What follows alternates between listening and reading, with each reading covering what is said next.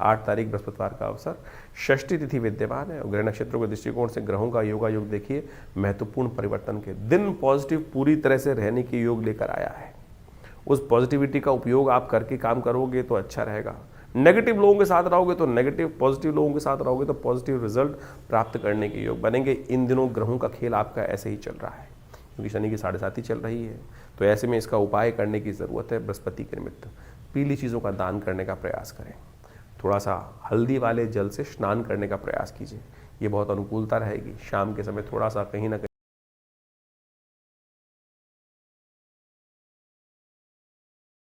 थोड़ा सा philosophical emotional point of view से कहीं ना कहीं तो आप ट्रैप में फंसते दिखाई दे रहे हैं, तो ये उपाय अवश्य करना चाहिए आपको।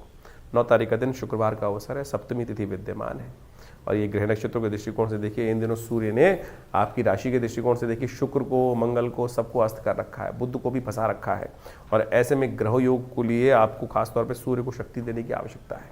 ये वर्ष सूर्य का ही तो है, देखिए मानिए, और सूर्य का चल रहे हैं आरंभ में कमजोर अवस्था में, तो माघ के महीने में सप्तमी तिथि जो है इस बार जो है मकर संक्रांति से पहले ही पड़ गई है। तो कोशिश ये करें सूर्य के निमित्त कुछ ना कुछ दान करने का प्रयास कीजिए, तिल का दान करने का प्रयास कीजिए, आपके पॉजिटिव रहेंगे। सूर्य को तिल डालकर ही अर्घ देने का प्रयास कीजिए। स्नान इत्यादि जो करें वो तिल के पानी से करने का प्रयास करें, देखिएगा इससे सूर्य की शक्ति को प्राप्त करने के योग बनेंगे। सर्व सप्तमी कहा जाता है इस तिथि को, जो माघ के कृष्ण पक्ष की सप्तमी होती है, सूर्य को बल देने के लिए, इच्छा को पूर्ण करने का योग बनाती है, जो पौराणिक मत में कहा गया है।